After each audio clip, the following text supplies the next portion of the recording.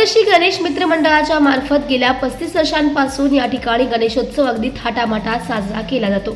या 10 ते 11 दिवसात सप्तश्री गणेश मित्र मंडळाच्या मार्फत या सोसायटीमध्ये विविध प्रकारचे गेम्स ॲक्टिव्हिटीज राबवल्या जातात। यामध्ये सोसायटीतील सर्वच नागरिक एकत्र येऊन यात उत्साहपूर्ण सहभागी होतात। माझं नाव राणी किशोर ढोले। आमच्या सोसायटीचं नाव आहे सप्तश्री गणेश मित्र मंडळ आणि आम्हाला गणपती बसवून 35 वर्ष साधारण झालेली आहे।